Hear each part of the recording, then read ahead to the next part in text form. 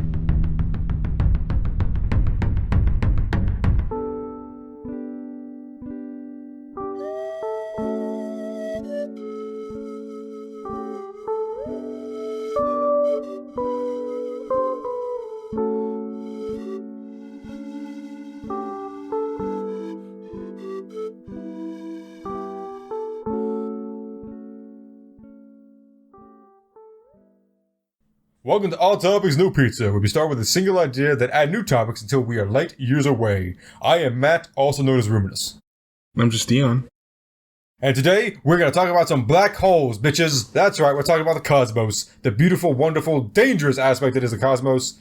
And so for black holes, some people don't really know what they are. They are just an enigma, which they kind of are to us, even though as astronomers. And so I took, not chemistry. Holy shit, that was awful. I took physics as my minor in college. Yeah, that was a horrible misstep. Like, not even close, right? I mean, there's not chemistry involved with black holes. It's just not what you study if you want to study black holes. Yeah, so we're going to actually derail a bit real early. For those of you that study... What's up? No, imagine you were just like in a lab and you're just, I'm just going to... And then you made a black hole by accident. Like... Well, no, because the Earth would be destroyed. But that would be pretty cool. Yeah. So, for those of you that go into science and go, well, I hate chemistry, so I'm going to go into biology. Guess what's in biology? Chemistry. Guess what's in chemistry? Physics. Guess what's in physics? Ecology. They're all interrelated. Yes, we separate them a good bit, and you'll study more physics than anything else. But you will have to study some chemistry and biology and ecology and thermodynamics if you go into these fields. But anyway, let's go into black holes, because I love black holes because they are a terrifying force of devastation. Black holes are entities, really, of infinite mass and infinite energy. Not energy, gravity is what I'm about to say. So they are infinite mass, infinite gravity, because they're kind of intertwined. And so a black hole typically happens when a star dies. So our sun won't really have the energy to form a black hole. It might, depending on certain situations. But stars that have enough energy and mass, they will, when they die, they kind of consume everything and they kind of explode. People call them supernovas, but that's not always what happens because there's a very specific set of situations that require supernovas. And I will be honest, I don't know all the goddamn information needed to form a supernova. This is one of those things where I got the physics and went, I like physics, not this much, because he just started explaining a bunch of shit to form supernovas that I don't understand. But it's really cool. But black holes they're gravity wells. They are black holes. And the reason they call them black holes is because light cannot escape them. Black holes are so strong for their gravity that light goes around them. And if they hit a certain point, it literally sucks the light in, and you cannot see light anymore. That's why they're called black holes, because they're black. There's no light. Wow, they have to be black. No, I'm just kidding. I'm sorry. I'm sorry, African American holes. Does that make it better? That's so much worse. That sounds like a Pornhub category. So much worse. That was awful. You should have seen that coming. But yeah, so black holes, I find them very interesting because they are the ultimate force of nature. They are something that pretty much nothing, not even light, not even the constant of the universe, can escape or eliminate, really. And so black holes have a lot of stuff going with them. Obviously, black holes can have a certain size, and they kind of degrade over time because black holes lose mass, and if they lose mass, they lose gravity, and at a certain point, they kind of collapse. But if you couldn't make one in a lab, like Deion said earlier, if you made one in a lab, the Earth would be destroyed in an instant. It would not even be a joke. But you wouldn't be able to make one because you don't have enough mass to set it off. It's like a match. If you don't have enough, kindling, if you don't have enough stuff, it's not going to start the fire. And black holes require a lot of kindling. And so for you to actually make a black hole, you need a lot of mass. But one thing I love about black holes in particular, you would not know if you entered one because you would die so quickly. You would enter... What's up? Yes, obviously you would probably die. We don't know that. So that is a very good truth, is that... You would definitely die, but we also don't know that you would die. It's just very, very, very likely. Okay, so what happens... And I'm gonna absolutely agree with him because we don't know, because it's not like we sent humans in and said, hey, you want to go into a black hole for science? There is a likelihood that you will die. And someone went, okay, yeah, sure, I'll go with that. That's fine. What's this pay? Is this like $50? What does this pay? Does this get like a Chick-fil-A free menu thing? Is this what's going on? Is it like a coupon? This pays infinite money directly into your bank account. If you survive. If you survive. Yeah. It's like every camera. I don't know if we ever sent probes into it. I'm sure at one point we did send one. And it's like, that's weird. It never came back. And it's like, that's why. They're like, yeah, so things don't come out of them. They just don't. And that's how we know. So black holes have what's called the event horizon. An event horizon is basically that's the moment where you go, fuck. That's where gravity is so strong that there is no chance. There is no rocket. There is no super speed thing that you can do to escape it. You are fucked. That is where you just sit back, relax, and enjoy the ride for the next 30 seconds that you have or whatever. So once you enter really generous. Yeah, I mean, that's really generous. You probably have like 0.00002 seconds. And what happens is your body literally just gets snapped in half until your rest of your atoms and matter get pulled into the black hole, at which point we really don't know what happens. Yeah, it's like we don't know that black holes. Yeah, I was saying hole and worm at the same time. That's what happened. We don't know that wormholes don't exist. They don't. But we don't know that black holes aren't wormholes. I sound so stupid. I sound like every stupid conspiracy theorist. It's like, actually, man, aliens, bro. The birds are drones. Birds are just government drones. Okay, you don't know that they're not. Have you ever seen the inside of a bird? Like, I sound so stupid right now. You think it's a coincidence that birds like to rest, finger quotes, on power lines? Nah, man, they're just recharging. You gotta wake up and see the truth of our society, man. I'm doing that a little bit too much. Too well. I'm just gonna cut you out. That's right. If you watch a ship or you watch an astronaut drift into the event horizon, they literally just sit there stagnant. It's like a freeze frame when they enter the event horizon. And they sit there until they eventually disappear. Like, literally just phase out of existence because the light is gone. Because the light never came back to you to show you. You can't see something enter a black hole because the light can't come back to you to show you what it's like. It's actually super cool. I actually really do like the science of black holes, which is the closest we're going to get to science fiction being science, because for a long time, we only had a theoretical understanding of what a black hole even looked like, because looking at a black hole is almost a sort of like, what do they call it? Not ironic, but not, what is it called when it's a contradictory to logic? What is that? Paradox? Oxymoron? Yeah, like an oxymoron. Like, you can't look at something that does not have light. It's just not done. Well, it's actually how we figured out black holes existed, because we would look at things and we would watch basically. Black holes have a ring of light around them, because what happens is it gets close enough. The ones that just escape their event horizon, they kind of whip around. Nothing escapes the event horizon. Yeah. The things that just don't get into the event horizon, warp in this crazy cool pattern. I mean, very recently, I think this year, we got real pictures of a black hole, like real. I'm using the term quality in quotes here, because they were awful pictures, but also there's no black hole within light years of us. Like, these pictures, I mean, just this again, the science behind it is so close to science fiction that you shouldn't believe it. Basically, like it's just like, and of all things, so we have this theoretical knowledge of black holes. You know, we've understood that they've existed in some realistic capacity for years and years and years, but it's like we don't have all this, we don't have any pictures, or we can't do research because one, most of them are very far away. And by very far, I'm being, what's the word? I'm under exaggerating. Well, to put it, yeah, go, yeah. I'll go on with my thing later on because it's a mind fuck. But what's that stupid show called? Interstellar. So they work pretty closely with real scientists to get a lot of the things right on that show, like in terms of like physics. Interstellar was a movie. I'm gonna get so much hate for not knowing the name of the show. It's because I haven't watched it. So yeah, I'm looking for it. It might be The Expanse. I have no idea. Maybe? I don't watch TV, so I can't really help you much. It doesn't matter. Man. Someone will correct us eventually, and then we'll go, ooh, okay, whatever. Yeah, exactly. But basically, what they did was brownie points to them. It's a sci-fi show. They work pretty closely with real physicists and scientists of varying natures to get these things correct. And so they used a theoretical image of what a black hole should have looked like based on what we know about their properties from studying them from afar. And then like later that same year, we like got real pictures of the black hole that came out. Google it. It's pretty freaking cool.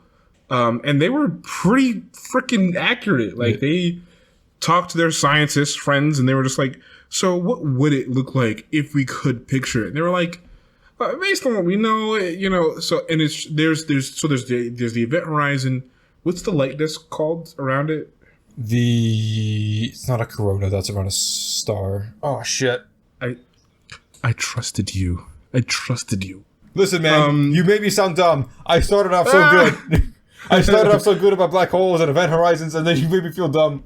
But basically, the show got some basic visual properties pretty correct, and it's actually pretty cool.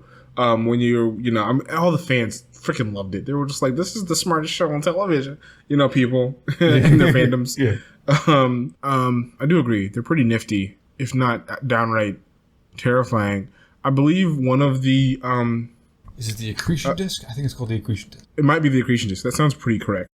One of the popular theories about how they work, or rather, how does it work? The heat death of the universe, entropy. It's just the world. The universe just ends in a series of black holes that are eating each other eventually. Yeah. There's the heat death of the universe where everything's so far apart that nothing can be alive at all, and then there's also I've heard of different I've read articles, etc.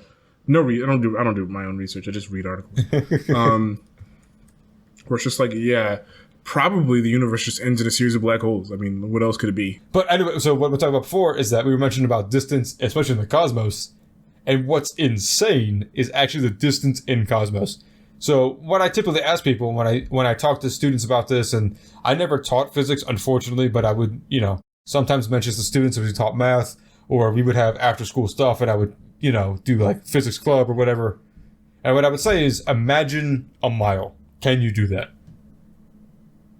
Can you do that, Deion? Oh, it's me. I'm the student. Yeah, I can imagine a mile. Yeah. I think I know where this is going. Yeah, so you can imagine a mile. You can imagine it either distance-wise, how far you can see, or how far you can walk. Maybe it's, 15, 20 minutes. Usually for me, how far I can walk it. Yeah.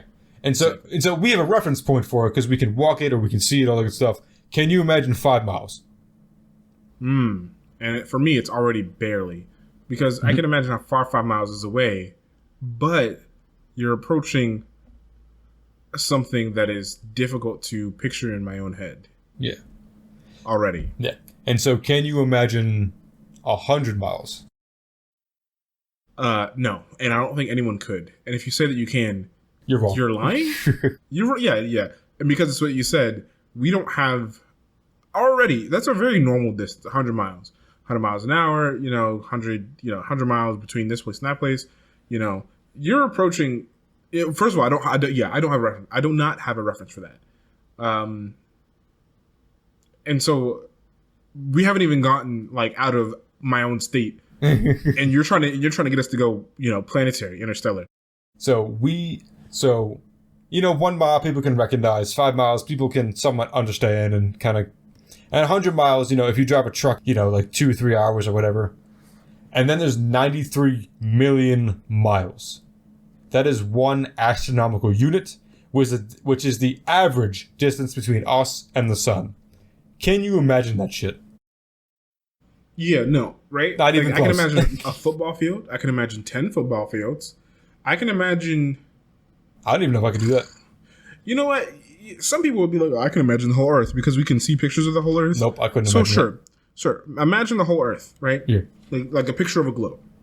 How many Earths is it between the Earth and the sun? Fuck. It's probably like 50 million. That's about right. It's about a fuck ton. Yeah. You're correct. It is a metric fuck ton. Yeah. It is. Yeah.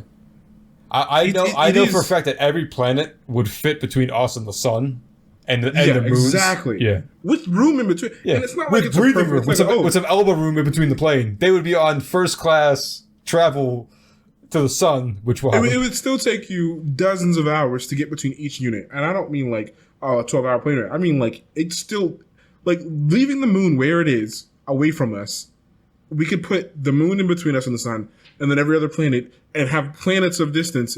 You do not have a frame of reference for imagining this. We can assign a mathematical unit to it, but anything over, I mean, realistically, anything over 100, and you're not really dealing with real human numbers. Humans don't deal with things, like, especially, except for money. Even that. Money's not real anyway. Because, yeah, even that. Like, sure, you're probably picturing, like, what? A mound of rice in front of you? I'm picturing the jar of, like, jelly beans, where it's like, guess the number. I'm like, I don't have no idea how many numbers. Why? Why are you wasting my time like this? I just want, just like Mitch Hedberg said, just give me some jelly beans. That's all I want. I don't need 1,000 of them. I just want, like, 4 of them. Mitch Hedberg, the comedian? Yeah. Okay, cool. Yeah. Love him, yeah. Yeah. That's ridiculous. I don't think people are getting... All the planets could comfortably fit between the Earth and the Sun. And so, then when we talk about other things like light years, how far light can travel in a year... Why... Science fiction. Yeah. Science fiction. Well, light years are science fiction. It technically is. So a lot of the stuff you see in Futurama, Mass Effect, and Star Trek, although Star Trek, I haven't watched a lot of it, so I don't know how accurate that is, but I know for Mass Effect and... What was the other one I said?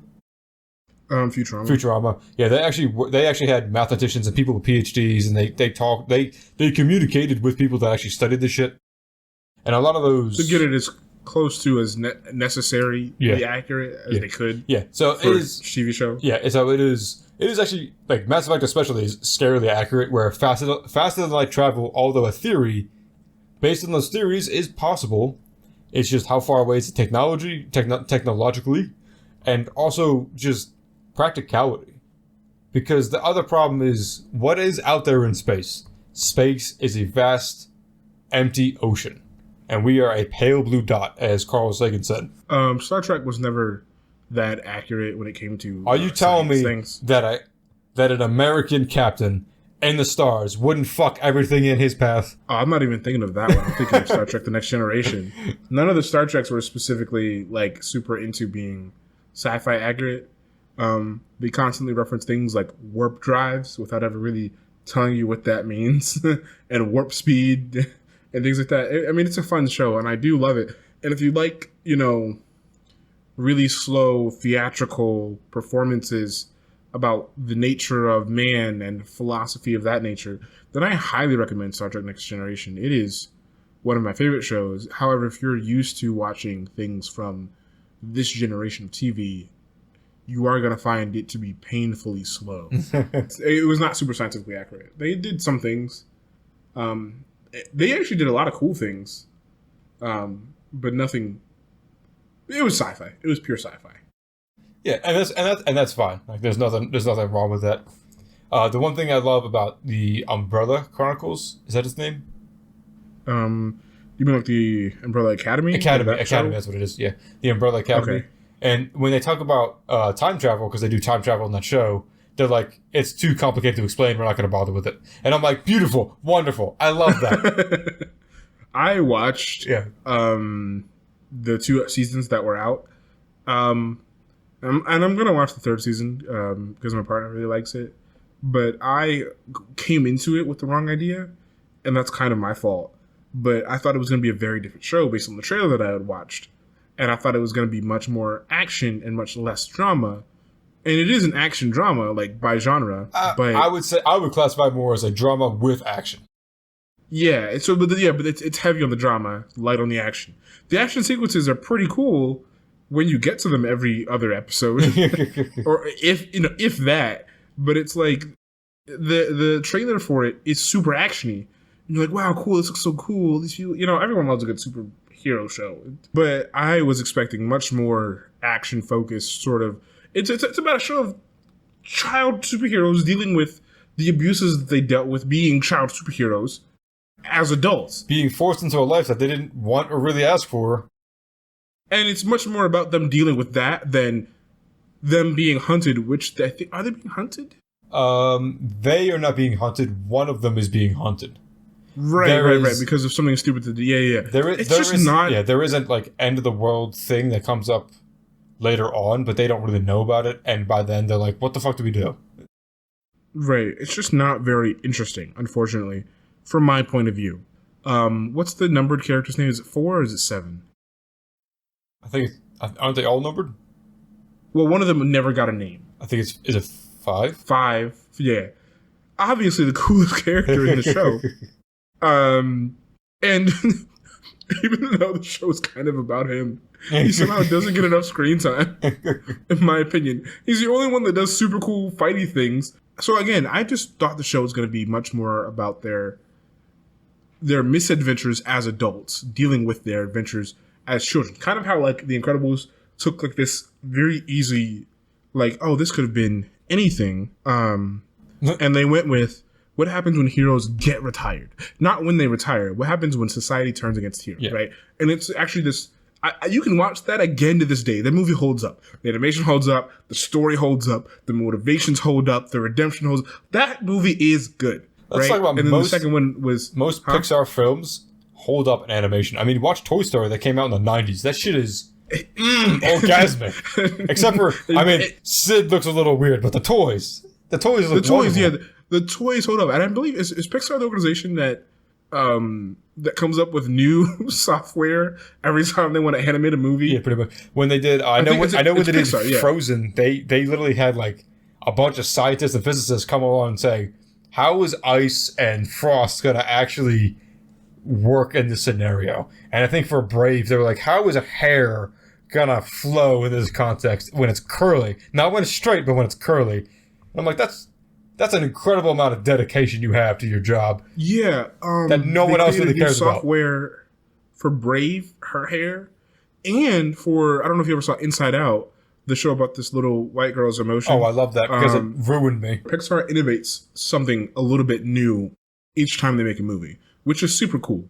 Keeps the industry moving forward, keeps, this sounds bad, not the goalposts moving forward, but they keep pushing the people to do cool the limit, things. The barrier, I would say. So, Inside Out, right? Yeah, wonderful movie. I think it's a good movie. I think it's a wonderful tool to allow for to supplement teaching kids about how to identify and deal with emotions. I think it's great. I enjoyed the point of the movie. I enjoyed what the movie represented. I enjoyed how the movie worked. So something that I really love, and this is what got me to start to watch that YouTube channel, is I don't really like a lot of React channels or whatever, except for what's called Cinema Therapy, which is on YouTube. And they have an actual therapist that reacts to movies, and they have someone who actually wrote for film talk about how they make film and kind of the inside there. So when they react to things, they actually give inside knowledge. And the therapist talks about particularly how Inside Out is very good at showing how, in a very basic, simplistic way, but in a very actual, factual way, how memories are made, how they're stored, how they can change based on certain stimuli and how they get older and certain things happen. And it's very well done. Although how memories are recontextualized over time due to different life factors, including trauma. Yeah. I still call things I now use core memories as an intentional part of my vocabulary. Here's the thing, though. I love the movie, right? Yeah. The background plot is fucking stupid. And the reason that I say that is because it really missed the mark for me. And the reason that I might get some hate for this, but the reason that I say that... The background plot of she moves to a new town and loses her friends? So the movie is about her inner emotions. Yes. So to call her a background plot is a little bit disingenuous, but yes. So the movie is about how this child is dealing with new life stimuli.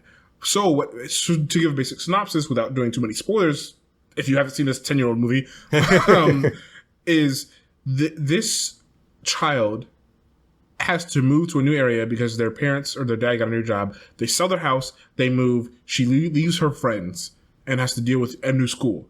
Everyone knows this story, right? It has happened to most people even. It's been told over and over again, yeah. Exactly. I moved a bunch of times from Oklahoma to New York to Maryland, where I now reside still. Don't dox me. I know what it's like to have to move and start over and start over and start over. I went to 5 different elementary schools, 2 different middle schools, 2 different high schools. It's a thing. And I'm an extreme example of that. Where they missed me, though, so you'd think, oh, yeah, you definitely get what it's like then. Where they missed me, though, with this movie, like, I love the movie.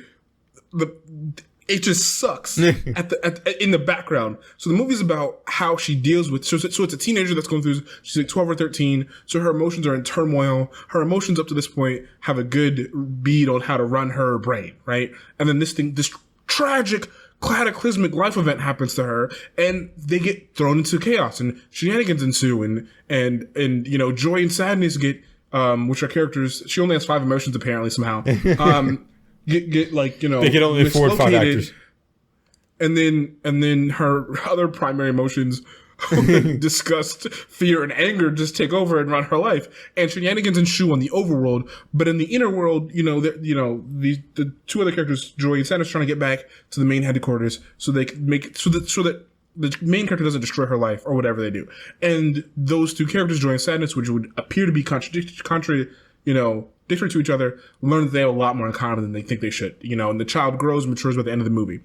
What pisses me off is this 12-year-old white suburban child with a 2-parent home decides that because they moved, her life is awful and that she needs to run away. No. And I don't know. I know, but I don't mean this as a way because I am of the white persuasion, but I mean this as someone who's currently watching other people in my family kind of go through this that have never struggled before in life. I think that's part of it is that the whole part of that is that she's never had these kind of memories where it's always been joy. There's been a bit of sad or whatever, but it's never been her life altering thing. Because the sad contextualizes the joy. Yeah, and so my issue is that she doesn't know how to handle it because she's never had this kind of thing before. So I think it's not unrealistic entirely. I think it's a little overplayed, obviously, because it's also a movie. I mean, things are done for dramatic effect. So again, listen, I do love the movie, and I would watch it again probably, because the way that they deal with talking about emotions and working through emotions and dealing with big changes in your life. But as a black man who had to just adapt, who did not come from a 2-parent household, who wouldn't have dreamt of running away to do what? To go where? So when I watch this movie about this white child who has a 2-parent household, which also means a 2-parent income, and has had everything provided for them, decide that a single move, again, 5 elementary schools, 2 middle schools, decided that a single move ended her life. She grew up with she could FaceTime her friends on her iPad that she owned. And she was like, this is awful. I'm leaving this situation. But that's, so that part of the movie, which is largely in the background, to be fair, completely pulls me out of it. But other than that, other than the literal plot, I think the movie's great. I think you're taking this, you're not looking at this as the big picture, because people that have, and this is something I've dealt with often. I mean, I'm white, sure, but you know, I'm from Philly. I come from a broken home, multiple broken homes. My dad was divorced twice, and our stepmother, when we were growing up, was a piece of shit. Man, that's a whole episode of how much she was, and I'm gonna mean this, a butthead, an absolute butthead, and just terrible. Okay, person. Great question. Did you ever run away? I thought about it once. I did run away. Fair. I did run away from my grandfather once. And it wasn't a run away as in I'm never coming back. It was, I just need to get out of the house right now. So did you willingly come back to the house? Yeah. Okay. So that wasn't running away. I think you're not That misunderstanding. was escaping the situation. Like, it's not like, and again, I get it's a kid's movie. I get that it's exaggerant for it's Disney, it's Pixar. But like, I for someone who liked the movie, I can't relate to this character's motivation. And I can't relate either, but I can understand at a certain point that this is her whole life she's been stable, she's had 2 parents, she's had a bunch of friends, everything's been wonderful, and then everything's been uprooted, and she doesn't know what to do. And so I talk to your parents. What do you get therapy? Who runs away anymore? What is this? The 60s? I don't know. I like the movie. I'm not going to decry them. I'm not going to, denounce the movie. I like the movie. I enjoy the movie. I recommend the movie, especially to people that I think have like low emotional intelligence or. The fuck is that supposed to mean, you piece of shit? Yeah, like I recommend the movie. It's just for a company that claims to be as progressive as it is, they could have picked a dozen different situations that were tumultuous as a child. Yeah, I mean, everything is a little bit traumatic. Everything is a little bit traumatic to kids. I think it would have been better if she like went away from home, was like crying on a bench or whatever, and just kind of overwhelmed. I think that I agree with you that running away was a little extreme. I think that they could have picked a better outcome for that situation because I don't think any reasonable, even 12-year-old would run away or try to go back to where they came from because it's just not feasible. Listen, I'm sure people are going to tell me, well, I'm black and I did this. I don't know any black kids that ever ran away from home. This is a very white fantasy. Like, I've never even thought about it. Where am I going to go? I don't have even from like 12, I'm like, well, I can't pay for food. And I can't house myself. I'm not like I don't think I've ever genuinely considered it, except for to think about like how it would go. Like, okay, I didn't like how my mom treated me today. What am I going to do about it? Am I going to leave? And then my immediate thought was, and go where? My friend's house? They're going to call my mom. you know, like I'm not getting anywhere. Deion's here. We had him for dinner. I just want to let you know in case you want to pick him up. Oh, I'm going to pick him up. Yeah, exactly. I think the movie, the way that it works. Yeah. Is good. The way that it talks to people, it teaches people to talk, is good. I think it's one of probably the better Pixar movies ever, just because of its longevity in having emotional discussion. Like it's going to be a powerful tool, or like a resource, because you shouldn't be like showing this movie to kids and then ending the conversation. It should be like an example. It's a good leading. It's a good way. It's a good way of contextualizing and kind of laying the foundation for understanding and then kind of going into... If you're seeing it the first time at home with your kid or with your parents, it's a good conversation starter. You know, like, oh yeah, you're going to go through things that bother you. Because again, like it's kind of how like I had to teach myself that babies know nothing and therefore literally everything is traumatic to them. Like when a baby cries because they dropped ice cream or missed a balloon or something. That is, in fact, the worst thing that's ever happened to that person. They also live life by emotion. That is their entire thing. Yeah. So I remember... I think it was about a year ago at this point. My nephew, like my brother and all them were away, and so it was me and the mother-in-law that were watching over my nephew, and I guess time for go to nap time, and he's losing. He's not necessarily losing his mom. He's not crying or anything, but he's throwing things away. We're telling him he needs to clean up the blocks. He needs to clean up his toys, and he's throwing things away because he knows that if he throws things, it's going to delay it, and he's kind of acting out. And so at a certain point, I'm like, I'm done. And I hand him to the mother-in-law and say, just take him up to bed. I'm done with him. And I realize now, I think my tone was a little too severe, but it was literally like forcing him to clean up his toys is not going to help the situation. He is too tired. He is like an hour past his nap time.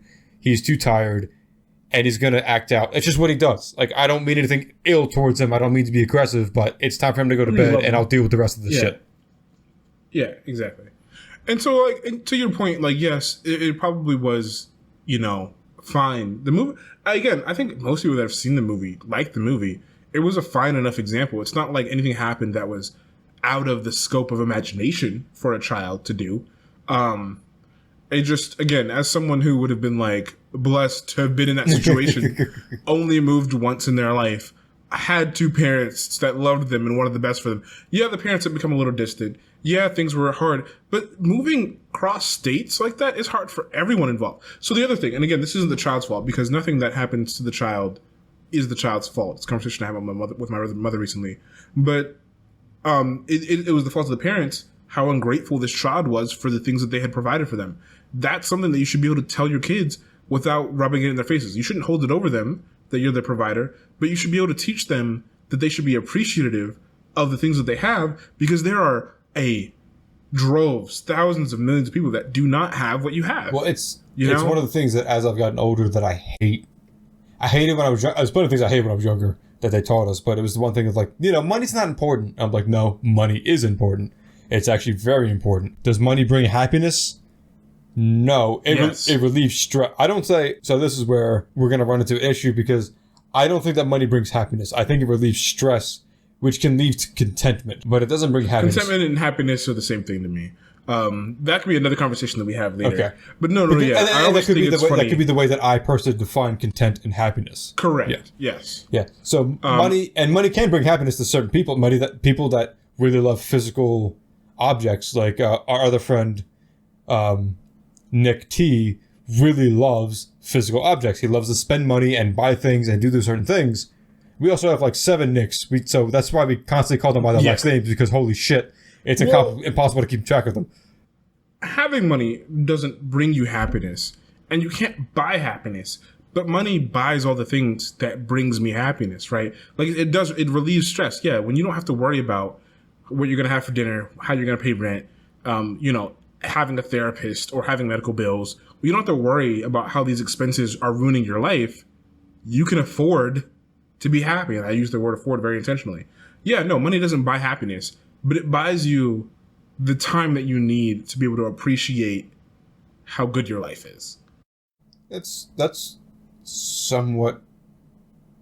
Again, it depends on the person, because I know plenty of people who are poorer, who are happy with the things that they have. Would they like to have more? Absolutely. Like, that's like, no one ever is going to decline money. It's like, oh, $5? No, thank you. No, people are always going to take money. So defining it the way that I did, there is a hard limit on how much, to put it your way, stress relief the money can get you. I do believe there's an actual study about this. That number is roughly $100,000. After that, I wonder if that's still true. When did that study come out? Oh, that's a good point. I would have to look it up after this. Yeah, but it's basically when you don't have to worry about how you're paying for anything. That's when you're the most happy. That's when you're the most happy, related to how much money you have. Past that point, or past a certain point, since I can't define it specifically, you don't become happier because there's no more stresses to relieve. And in fact, eventually, as a very famous poet once said, "More money, more problems." I was about to say. There's a bell curve. Yeah. As with almost every literal thing in life, there's a bell curve to how this works. Yeah. And I would agree with that. Like, I mean, I would say if someone literally dropped $10,000 on me, that would literally be it. Like I wouldn't not have stress again in my life because I'd still have to work. I pay my mortgage and all that stuff. But a lot of the house projects that just cost money, a lot of the things the furniture and stuff I'm going to get, that would be it. That would be pretty much it for a long time that I need to get. I mean, I talk to my mom. Yeah. Go ahead. Pretty often. And you gotta rub it in like that, yeah, I'm gonna rub it in as often as I can. My mom's a wonderful person and a blessing to be able to talk to constantly. I'm writing my suicide note as we talk. But one of the things that we'll say is like, listen, I don't want to win the Mega Millions. I don't want to win the lottery that gets me on the news. Statistically, you do not, because actually those people end up way worse. The reason I say is because the people that win the lottery are the ones who play the lottery, which means that they have bad spending habits. Yeah, exactly. Give me $10,000 every few months. Give me $60,000. Give me $60,000 once, and my life would change. I wouldn't get a better apartment, no, because I don't believe in living at the edge. I hate it when celebrities run out of money, and I hear about it. Oh my God! I don't check in on celebrities. It pisses me off. Why are you living at the edge of your means every time you get a raise? I wouldn't quit it's not quit my job money. Of course it's not. It's $60,000, but that's a little bit under twice my salary. Well, I would not stress about a lot of things. All of a sudden, I would go to the doctor more often. But no, yeah. So every so often, a statistician will win a lot in the lottery, and it's because they realize that it's not random. They have a very decent algorithm, but it's not random, and so they'll win a crazy amount on smaller lotteries. Like they'll win 10,000 on like every single month for a long time, and it's like once somebody realizes it, they either get hired for that thing, or they'll be like, okay, well, stop doing that. We're changing how it works as a career, and a couple of people have done this. This is not a viable career option. You're more likely to make it as a rapper. Also, don't quit your job to become a rapper. Or do. No. Who knows? You might make it. Random people make it all the time. If they will career play the lottery. So just like, content creators, like we are podcast makers and all. If you have a good following and you have a decent chance, I would say go for it. And although I don't like Jim Carrey typically as a person, he does have a good thing is that he said that his father worked as, I believe, as an accountant or he worked an office job and then eventually got laid off or fired or whatever. And so Jim Carrey took the risk and said, I'm going to do what I enjoy because my father did something that he didn't enjoy and still lost. He's still, because that's what life happens sometimes. If you have a chance to do something that you love, and especially if it makes money, go for it, man. Do it. Yeah, no, okay. You definitely also follow your dreams, but also have a plan be reasonable. B. Yeah. You need to have a reality check to see if you actually have talent. No offense to people. Yeah. Yeah, and I want to put this as someone who is a content creator as a hobby. Like, I don't do this profession. I make no money, literally.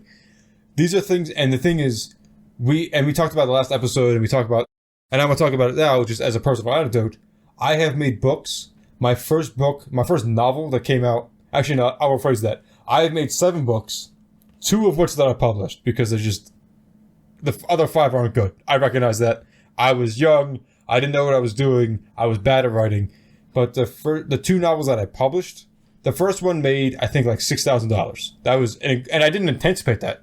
I literally wrote that book just to write it because it was an autobiography and it was like a therapeutic release. The second book, that is a sequel to that, has made like 10. It's okay. $1,000 or $1,000? No, not even that. It literally made like $10. And I still create things because I enjoy to make them. And if I make it big, sure. And big to me is I can quit my job and do it full time. But I mean, if I don't, so be it. I mean, I still enjoy it. Yeah. I enjoy doing this. I am not in this just for the fame or for the money or whatever. I'm in this because I enjoy to create things. It's a podcast, especially as a way for me to keep contact with my friends, and like it. And I want to create things that people can enjoy. So we have these nice Mr. Rogers neighborhood messages sometimes, and I enjoy those. Like kind of what I'm doing now is like, if you enjoy doing something, continue to do it. If you Twitch stream just to make money, understand that you can make it, but you're gonna have to cater to a specific audience rather than make things that you enjoy and people will follow, which is actually very true. But Deion, you want to say something? I mean, like the way I think about things is just in terms of story, but like whether that medium should be a book, whether that medium should be like a comic, whether that medium should be like, I've never thought about any of these ideas in terms of games, actually. But yeah, you could have all these different media. My question to you, as someone who's done this, was: have you ever had an idea that you were super married to, basically? And you were like, man, that didn't really turn out the way I wanted it to. I've already published this book, but I want to do it better now that I know more. Yeah. Would you ever go back to any of your old ideas that didn't come out great? Absolutely. And redo them? Like, so, redo them? Like rewrite the book or... So, this was not intentional. I'm going to go into a little bit of a tangent. So, when I was in my internship of teaching, I had written a sequel to my first novel, and I really enjoyed it. I really enjoyed the story. I think it is not necessarily my magnum opus, but I think it is my best quality work just because I had plenty of experience writing. I had plenty of experience studying languages. So I knew kind of what I was doing. And my hard drive crashed literally as I was reviewing and editing the last like 10 pages of like this 300-page book. My hard drive crashed and deleted everything. And I was so fucking mad. But... And for like a year I delayed it and said, like, I don't want to write it again. You know what? It's probably not going to make any money. What's the point? But the problem is I really wanted to tell that story because the story I think was very good. Not only in terms of like the overall, like the actual writing of it, but actually the themes of it I think were very applicable and very nice.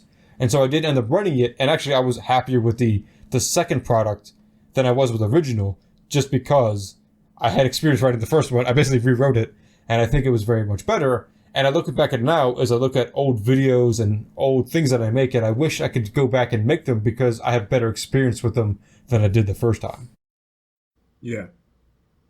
So you would go eventually and remake some of your first pieces just so you could see them in a better form. I would if people asked for that. I would go back and do it because that's what the people want, to a certain extent. Obviously, if someone said, hey, I want you to, start drawing things, I'd be like, I am not an artist. Stop asking me to draw things. I suck ass. Go somewhere else, please. To say that if someone offered you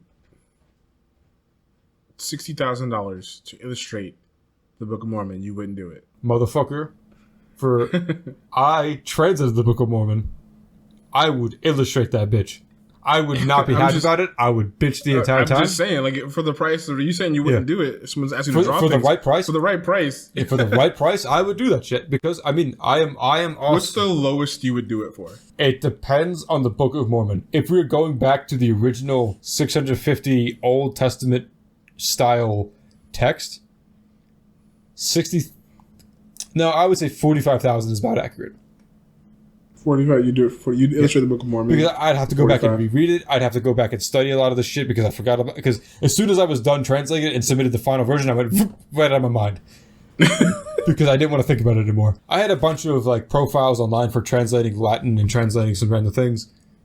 And I'd gotten some offers before, and typically when you do freelance, you get a bunch of bullshit scams. And for language entirely, for language specifically is what I'm going to say. For language, they will give you things that they want translated, and they'll say, this is a test. If you do this as a test, we'll consider you hiring on full time, or we'll consider hiring you. And it's bullshit. What they mean is, you do this, we sell it, and then we give you nothing, and you're out of luck. Yeah, I've gotten scammed that way a couple times in terms of graphic design. I've designed a couple things for people, and I've shown them a rough sketch. And then gotten ghosted. It sucks. Yeah. It does happen a lot. And so what I suggest is that if you are freelancing and you're starting out, you don't have a big name, what I suggest is either one, you watermark shit or you copyright shit, or two, you refuse to do anything with an upfront without an upfront fee payment. And that way, even if they screw you over, you still got something out of it. And if they refuse and say, this is a test, you say, well, I don't do tests. I have a profile. You've seen my profile. I have a portfolio. Yeah, exactly. Portfolio is a better one. Yeah. But when this dude contacted me, he said, I want to translate the Book of Mormon. He laid out, it's 300,000 words. This is what's going on. And I looked it over, and I didn't look it over entirely because I thought it was a scam, like it usually is. Or what happens is people want these huge, massive projects, and they don't understand the price of them. So to put it simply, if you're getting cheap freelance translators, it's maybe 3 to 5 cents a word. If you're getting professional grade shit, you might be paying 10 to 15 cents a word. So I basically quoted them at 5 cents a word because, I didn't expect it to be real. And also I'm not with a company, so I'm freelance and whatever. And so I quoted this dude the amount that I wanted to pay for it. And I don't think it was 5 cents. I forget what it was. But basically, I said you can either pay 5 cents a word or you can pay a flat fee. And so obviously he went the flat fee because that was cheaper. And I said, I'll start work as soon as you give me 25% up front. And he, bam, literally the next day, he paid it in my bank account. And I was like, shit, I guess we're doing this. I mean, correct me if I'm wrong, I don't think you've ever worked harder on anything. You worked no, you had another full-time job basically. Literally, you had set hours, 8 hours a day at least. I gotta do it, or else I will never get it done. It'll take a year. I only want to do this next 6 months. I'm literally miserable. I had to set an alarm because if I did not do it as soon as I woke up, I would not do it because I did not want to do it. Yeah, I remember that shit. That shit was crazy. You were locked in your room for days sometimes. I was working in Nabisco for 30 plus hours. I was doing my internship for teaching, which was full-time, and I was doing that, which was basically full-time as well. So, I was working typically 16 hours a day. Kind of like what I'm doing now. He did say, I have a second project for you, which is to translate a bunch of Mormon hymns and songs. And the thing, I told him no, not because I was done with the Book of Mormon, but because I would have taken the job still. The problem is that I am not musically inclined, and the hymns are written in English. Meter, Yeah, right. Yeah, so the hymns are all written in English, which have a certain meter and they have a certain metrical foot and all that stuff. Right. I am not musically inclined enough to be able to translate the English and the meter and the flow and the rhythm into Latin. I wasn't that good enough. And I told him that. I was like, my skills are not good enough for this. I'd rather you find someone who is. Or find someone for me to collaborate with so that I could do that. So yeah, one of the issues that comes along with translating is the idea of connotation. And so connotation is that even if the words are synonyms like force, might, strength, and all those kind of words, they overpower, empower, might, force, like all those things, they all mean different things. So yes, there's synonyms for the physical might or the physical strength that someone has, but the issue that you run into is that they have different connotations, and connotation is the specific or direct meaning that a word has. So if I say he forced open the door, it means that he broke down the door, basically, or that he's aggressively coming in. Whereas I say he used strength to open the door, it typically means that the door was kind of stuck. You know, the hinge might be rusty or whatever. If I say he used brutal might to open the door, that means this dude is just rampaging through the door like a video game character. And so that's where the strength of a translator and localization comes into play, because and I've dealt with this as a freelancer where people give me, like, you know, they'll give me something from a news report, or they'll give me current events and say, can you translate this into Latin? I'll give you $2. And I was like, this is going to be at least 15. And they go, it's just translating words. How hard is it? Because none of these words existed in Latin. And second, I have to research what this is. Because if I use the wrong words, it means something completely different. Because back in, like, say, the 90s, and I read this, and I listened to this because I listened to Carcinogen, who does a lot of Resident Evil challenges and speedruns. Was that a username you just said? Carcinogen. What was it? Carcinogen SDA. That was their username? Yeah. Hi, I make content, and I'm literally cancer. What? Hey, marketing, man. My guy. Come on, man. Whatever. Was he toxic or not? Was he toxic or not? Oh no, he is the opposite of that. Like, he's very much like. How interesting. What? I remember watching, because I don't watch him a lot, but there were 2 times that I really watched him, and he did like 5-hour streams of him with the developers of the Resident Evil games. And he would talk about that. And there was one time where someone was shitting on streamers during the chat, and he was like, yo, I will ban the fuck out of you. Stop. We are not here to shit out of the streamers. You do that outside. You don't do that on my stream. And I was like, massive respect, my dude. I love it.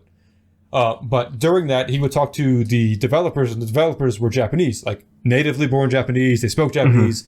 And he said, like, during the 90s, you didn't have localization. You didn't have internet. So you just kind of had to guess at what Americans and what American, like, police stations and what American things would do. So we take it for granted but we forget that that's a very recent development since the internet.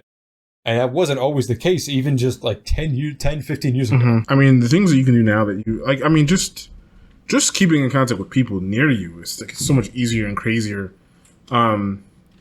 The fact that you can just pick up your phone, which is, by all accounts, a supercomputer, and in less than roughly 30 seconds, be talking to someone face to face across the globe for effectively free if you have a phone plan. Because if you have like unlimited data or Wi-Fi, you're doing it for free. You're paying for the services, but not like per minute or whatever. Like, do you remember per text per minute? Remember the days when you had to make a landline call? Oh man, you had to call to your friends and see if they were home, or just go knock on the door. My own little personal phone book for my friends' phone numbers because I was bad at memorizing, so I would just keep them in the phone book. Well, you had to do that because it did. Like I used to have a little book of all my friends' phone numbers because memorizing 15 numbers is really hard. And now I don't. If I was either hurt or in jail or in a situation where I need to call somebody on someone else's phone, I'm fucked. I know 911 and my own phone number. I know nothing else. I just know offhand all of my family's phone numbers. Yeah. So, fun fact about most of my family, we've had the same number since we've owned phones. My number has not changed. This is not, I shouldn't say this. It's too late now. My number's not changed since I got it. So if you have my number, you just have my number. My mother's the same way. My sister's the same way. Like, and we kind of pride ourselves on it a little bit. It's been like 13 years now. For me, longer for my mother, a little bit less for my sister. Because if people need to get to us, listen, you've had enough time to memorize my daggone number. If you want to get to me, you'll get to me. You know what I mean? You know. Yeah. Listen, once you've had a phone number from 10 plus years, you've had a year to memorize each number in my phone. It's on you now. I'm not giving you my phone number again. I gave it to you twice already. It's the same. You can transfer, especially now that you can transfer phone books. I remember, this is what's going to age us. I remember when that wasn't a thing and you had to manually retype every single name in your cell phone. Like, you couldn't just auto transfer with a SIM card or a plan. Like, you just had to type it in, new contact, enter, new contact, and it was an hour or 3. And then you had to figure out, like, do I actually want this contact in there? Exactly. I haven't talked to this dude in 3 years. He's exactly. Gone. Have I even texted this person? And then the meme, new phone who dis, was actually true because someone would call you or text you and you'd be like, who the fuck is this? I didn't copy you in my contacts because I haven't talked to you in 7 years. The wave of technology that we went through was probably the most aggressive that any single generation went through. Now, yes. at the age that we were, which is to say our formative years, our late, preteen years, and all of our teenage years, there was this aggressive surge of technology. And yeah, everyone older than us also went through that, but we were like in it. There was there was an accelerated pace that they. So to put it simply, our generation, so the millennials, saw cassettes and VHS come in and out of existence, and then the DVD. You don't see technology become obsolete usually in your time until you're old. Yeah, right. Until a reasonable amount of time. So we saw VHS and cassettes, which are both tape media, come in and out, and then we saw CDs and DVDs, and then we saw high definition Blu-ray, DVDs, and then we saw Blu-ray, and then we saw MP3 players, and now everything's streaming and online. Back in the 90s, internet was BBS forums. It was all text-based, and to load anything, any image, it would take 30 minutes, and it would load it like frame by frame. Pixel by line, yeah. I watched TV. Is it CRTV? Is that what they are? CRT, like, cathode ray tube, yeah. When your TV could literally be fuzzy. Yeah. And it wasn't just like, oh yeah, this is a low quality video. No, the TV was just fuzzy. And we had those channels that were just the colors. Like, and we went from that to 4K and I'm still under 30? Like, that's insane. Like, and so I wanted to talk about, like, we still don't know truly, socially, the ramifications of that sort of. We had a completely different communication style than our parents and their parents. We had a completely different access to not just each other, because we had access to each other all the time. Texting your friends late at night when you should have been asleep, messaging and all that. Well, playing Nintendo DS when you're up at late at night. Right. All those sorts of things. Access to news as kids in a way that wouldn't have been dreamable. Yeah, sure, you heard things on the radio. Or someone told you at the supermarket. I have immediate access to the shit that's going on around the world, both good and bad. In just real time. Why is this news? And it's like, and we still don't know, and we probably won't know for another 50 years, the effect that that's going to have on us. Now, we can see the signs. The writing's on the wall. It's not like we don't know. But like the long-term effects of that sort of socialization of our entire society. We went from huts and villages to cities and landscapes. And then in our generation, went from cities and states to everyone is in the same group chat all the time. The entire world is connected at a breakneck speed. And it's worse than, the evolution of cars, which went from like carriages and buggies to you can go 120 miles or more on the Autobahn. Yeah, that's dangerous. But, it's physically dangerous. The dangers of social media, while generally understood, are still unfolding before our own eyes. You know what I mean? And that's why I always hated parents, even millennials who'd be like, it's not that bad. And I was like, the difference is that Gen Z and I think Alpha is the new one, That these We already have a new generations. generation. So we grew up with lights out at 9 o'clock. There, like, you might have a Game Boy, but Game Boys when they first came out did not have backlights. Didn't have backlights. They didn't. Yikes. And they didn't have rechargeable batteries either, so you had to find a way to steal the remote batteries and try to fucking feign that you didn't do that, even though it was clearly obvious that you did. Did you ever freeze batteries to try to get a little bit of life out of them? Yep. The things that we did that did not make sense with technology. And made it like, worse. If you freeze batteries, it's not good. It actually ruins them.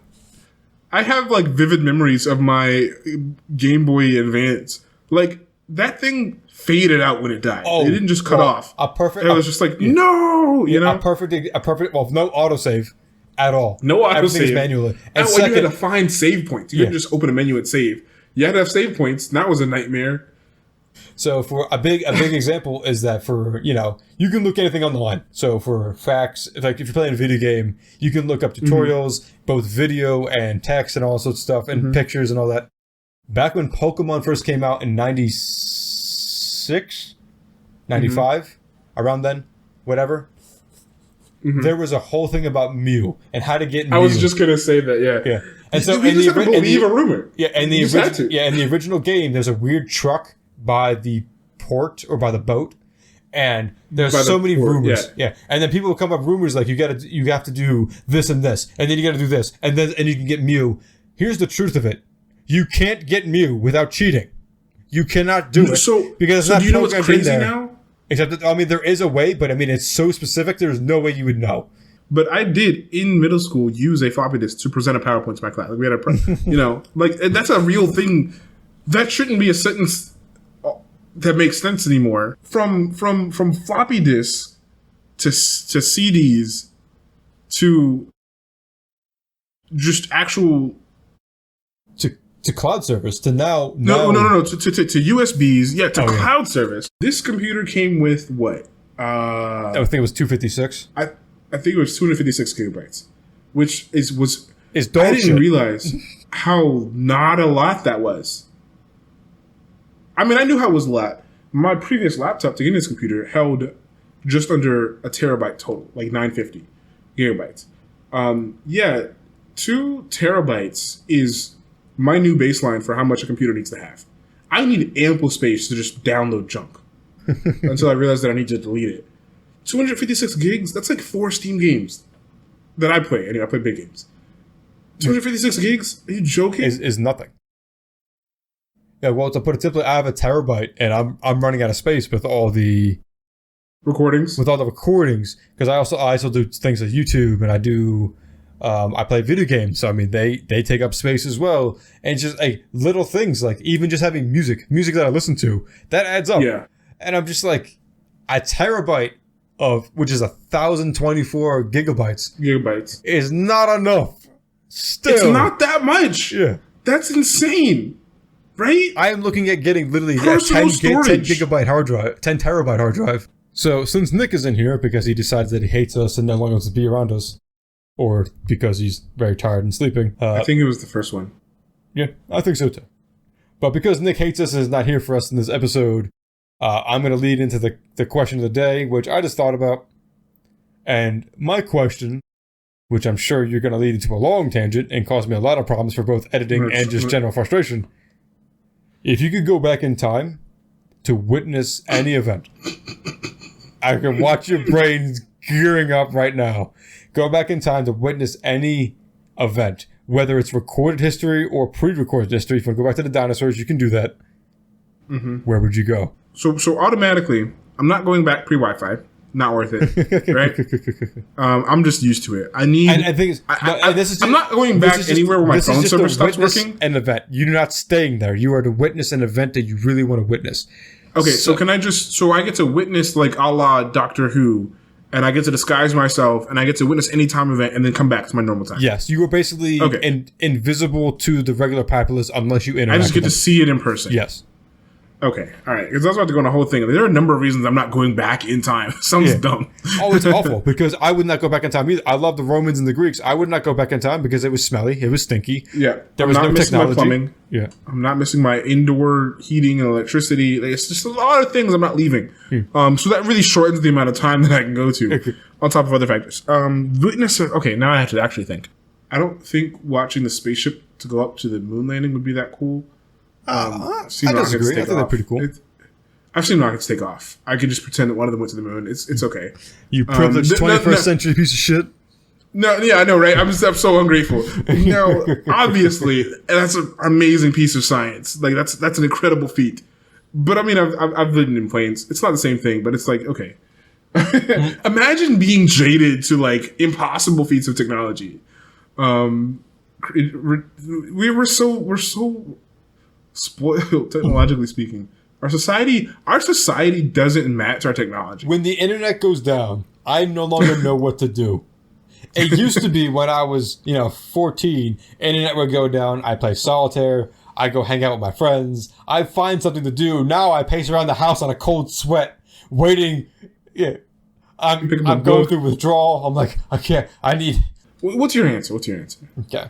I am honestly stuck between two, which is the Roswell incident, because I really want to know, just out of sheer curiosity, was it an alien? I honestly kind of don't believe it was, but there's also been a lot of leaked shit from a lot of government agencies, and I mean from the people who worked in those agencies, that there is some shit that we don't understand, and that there is some things that they recovered, and I kind of just want to know. I will not obviously not understand. If there was aliens, I wouldn't understand the technology or anything. I just kind of want to know at a sheer physics understanding, because I forget what it is. Man, I'm fucking up the physics a lot today. But there's basically a formula that says that, foreign or extraterrestrial life is statistically possible. Like it's necessary. There's no way that we are the only ones. And so it's like I forget what it is, but it's basically a formula that says that the further that you go along and the more time, the more likely.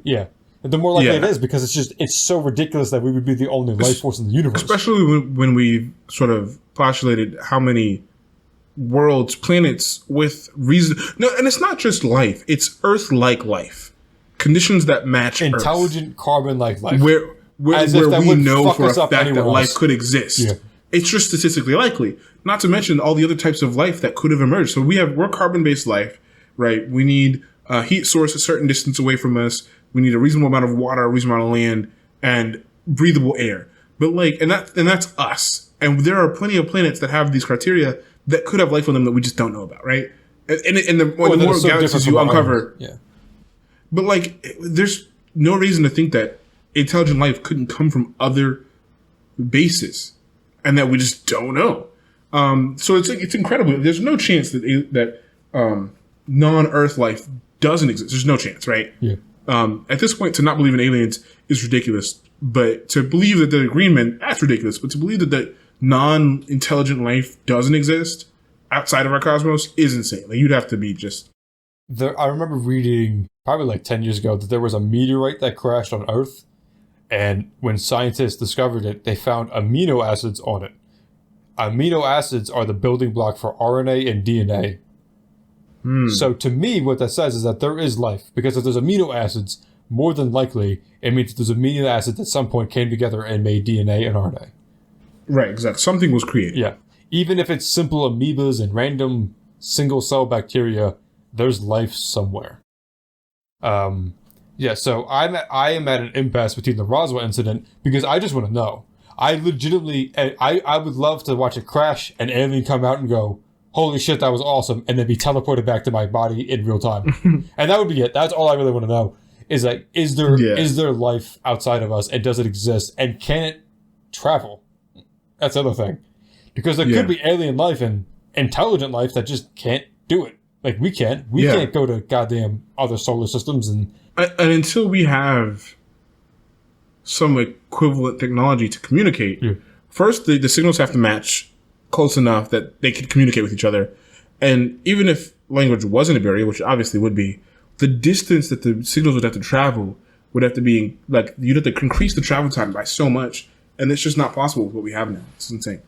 So the other one that I would experience is in a similar vein, is the meteorite that caused the global extinction of the dinosaurs. Just because, as fucked up as it is, I would think that would be an awesome, and I mean that in the literal sense, and a truly awe-inspiring event to watch this meteor come in, smack the ground, and then puff up all this dust and dirt and just cause all of this just destruction, really. And I think it would be awesome to see that. And also, if it was truly what caused the extinction of the dinosaurs, which, based on all of our projections, seems likely, but I would just want to see that. Well, it wasn't, it wasn't the crash, but it was the ensuing, the smog, and you couldn't breathe. It was the fact that it kicked up a bunch of dust and earth into the atmosphere, which blocked out the sky. Yeah. So things just died. Oh, God. Maybe, I know that compared to, now obviously this is no longer, like book readers have this thing, like nerds have this thing, like where it's almost like kind of like quasi-personal about the preservation or the lack thereof of the Library of Alexandria. But I would have liked to have seen it. Now, obviously, compared to what we can store today in trivial ways, I could probably have as many books or as much information as the Library of Alexandria did on a phone or two, right? So it's not like it would be a modern marvel if it were to be recovered, using some sort of time magic. And the Library of Alexandria, although terrible, there were a lot of copies of the books that were in there. So I mean, there were sure original. It was a unique collection. It was not necessarily. It was a large collection, but it was not unique. There were plenty of copies. Yeah. I mean that, like in and of itself, like this many books weren't anywhere at once. Yeah. So I just want to put that for people who are listening. The Library of Alexandria, although a devastation and terrible thing, wasn't like wiping the internet out. It was Google gets taken down for a day. It's unfortunate, but it's there. And we've obviously over recovered the amount of information that could have been lost. That was there. It's not like, again, it wouldn't be a modern marvel. It's not like there's secret information. It wasn't a secret library where a secret government, conspiracies and things were kept. It was just a very large, like one of the largest or only large that size libraries at the time. I would have liked to have seen it. I've got this thing with architecture. It would have been cool to see the architecture. It would have been cool to see all these old books. Old books smell different. They're bound different, mostly by hand. I would have liked to see I just would have thought it was, especially because I would love to know if it was incredibly underwhelming by today's standards, right? Like all of our libraries are 6 to 10 times the size of the library. Like the Library of Alexandria is like the equivalent size of like your local town's library. And it's like, oh, this is a 1-story building with mostly financial records. This is, okay. This is not so bad, No, as a matter of fact, burn the shit down. I don't care. Yeah, I think it would be interesting to know that you could be underwhelmed by having seen the Library of Alexandria with your modern knowledge. You know what I mean? Mm-hmm. But I would have liked to have seen how it was built and why people were like, "Oh my god, what a global tragedy!" Like they must have been pretty impressive. So I think that would be interesting. I mean, there's tons of things. I think that's one I'll go with. I'll just go with that one. Okay, it's an interesting one. I want to know how bad it was or wasn't. Because again, compared to what we can do today with information storage, it's not even impressive anymore. But for the time, it would have been a feat, which would have been cool to have seen. And it's and especially because like book nerds especially have this thing where they still lament the burning of Library of Alexandria as if we haven't got so many Kindles. Come on. How cool is that? You can have libraries in your hand all the time. And I think it's like the lost knowledge, which, there was plenty of unique lost books and tomes in there, but... Yeah. I mean, unfortunately, I'm going to say this honestly, it probably would have happened anyway, because there's plenty of books that have just been lost to time because people didn't copy them down, and the paper shit just faded away, whatnot. So, it's unfortunate. It's a miracle that any of history was ever truly recorded when most of it for a long time was written records, easily altered, easily burned, easily washed away. Books or paper is such a fragile medium to record history. It's kind of silly that's. I mean, sure, that might have been the best thing for, like the printing press is a really cool invention, mass producing books and things. But the fact that, like, we still have mostly just books. Yeah, we have the internet for, like, digital copies, but there's plenty of, like, hospitals and old financial records that are still just only on the books. And that's terrifying to me. Like, what do you mean most of the hospital records are still in file cabinets that haven't been digitized yet? Yeah, it's expensive to hire people to do that. We haven't done that. We don't have the budget to hire nurses. We're going to hire a single tech for this now. No. Yeah, it's expensive up front, but it's so much cheaper to do it afterwards once they have the system set up. Thanks everybody for listening. We started with black holes, and we ended up with technological advancements and storage capacity, which is never enough no matter how much we have. And we, just like you guys, have no idea how we got there either. We hope you enjoyed it and hope to see you next Thursday. If you want to support us, we have a Patreon page. I, Rhuminus, stream on Twitch every Friday, Saturday, and Sunday. I upload to YouTube, and I've also published 2 books. You can support us that way as well, if you'd like. But what's that stupid show called? Interstellar?